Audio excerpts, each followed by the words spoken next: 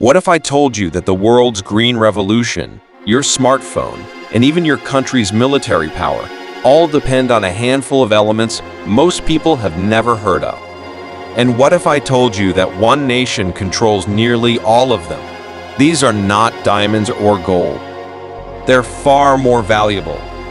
They are the quiet heroes behind every electric vehicle, wind turbine, and precision missile system on the planet.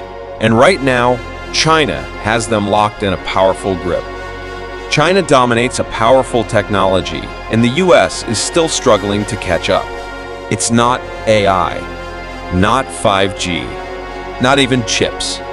It's called rare earth elements, the invisible fuel behind modern tech.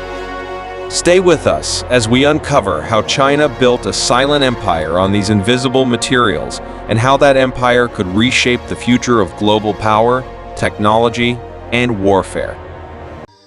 What are rare earth elements? Rare earth elements, or REE, are a group of 17 metallic elements, mostly from the lanthanide series of the periodic table. They have exotic names like neodymium, dysprosium, lanthanum, and europium.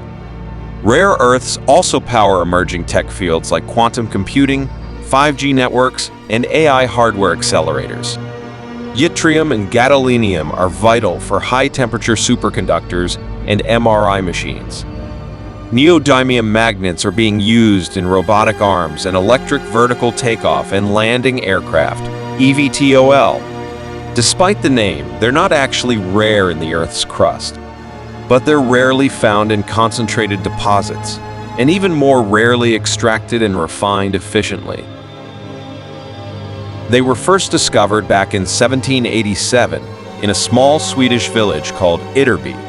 In fact, 4 rare earths, yttrium, terbium, erbium, and ytterbium, are all named after that one location. The mineral discovered there was a black rock called gadolinite, and from it, a whole new category of elements was born. Over the 19th and 20th centuries, scientists uncovered the magnetic, luminescent, and electronic superpowers of these elements. But for decades, they were considered niche important in labs, but not yet central to industry. That changed with the rise of consumer electronics, green energy, and modern warfare. Today, REE are used in nearly every high-tech device. Neodymium and praseodymium for powerful magnets in EV motors and wind turbines. Europium and terbium in LED screens and energy-efficient lighting. Cerium for polishing glass and cleaning catalytic converters. Samarium in missiles and jet engines. They're also essential for guided missile systems, advanced radar, drones, and even satellites.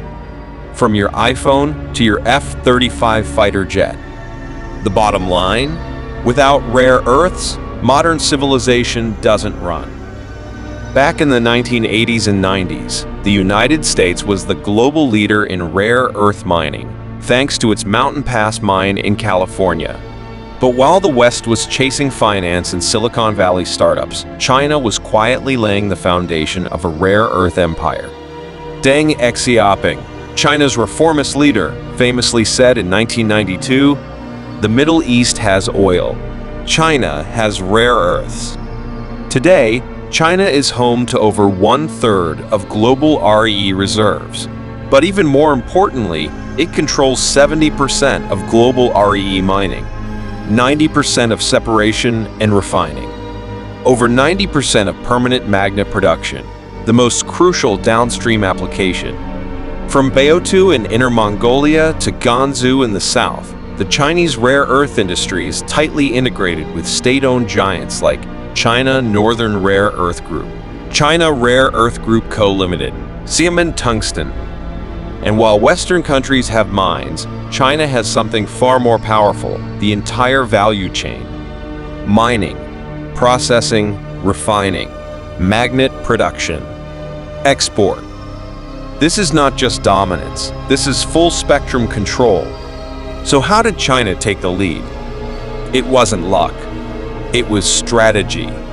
Beijing deployed a whole-of-government approach that includes decades of subsidies, weak environmental regulations, government-controlled pricing, strategic consolidation of SOE, heavy R&D investment. China built mines, funded illegal ones when convenient, and created massive refining capacity that no one else could compete with. Let's be clear, China made rare earths unprofitable for everyone else. While other nations debated, China drilled. While others regulated, China refined. While others theorized, China monopolized. And then came the geopolitical chessboard. In 2010, during a maritime clash with Japan, China suspended rare earth exports to the country for 2 months. Global prices soared. In 2019, amid the US-China trade war, China threatened to cut off rare earths again. By 2023, China banned the export of RE processing technology. Then in 2024 and 2025, they further restricted exports of critical RE minerals used in semiconductors and defense tech. It was clear, China wasn't just a supplier. It was a gatekeeper. The US, Europe, and allies now fear not just dependency, but economic blackmail. Rare earths aren't just trade goods. They're geopolitical pressure points. And as the global demand for green energy and AI accelerates, China's grip only tightens. The West is finally waking up. The US has started investing in domestic production. Australia and Japan are forming alliances. The EU is drafting critical minerals legislation. But it may be too little, too late. Building refining capacity takes years. Environmental and legal hurdles slow things down. Meanwhile, China keeps moving. Its dominance isn't just economic.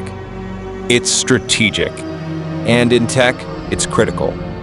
Control over rare earths means control over the very materials that power smart cities, autonomous vehicles, and next-gen semiconductors.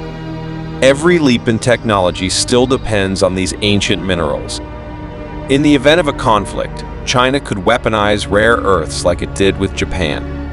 Only this time, the targets might be the US, NATO, or the global tech industry. The question isn't just about supply chains anymore. It's about national security. Rare earth elements are the building blocks of our future. China understood that early. The rest of the world is playing catch-up. This is not just a resource story. It's a story about leverage, long-term vision, and strategic power.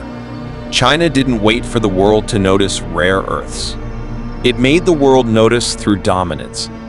In a world racing toward AI green energy and military modernization, whoever controls the rare earths controls the future.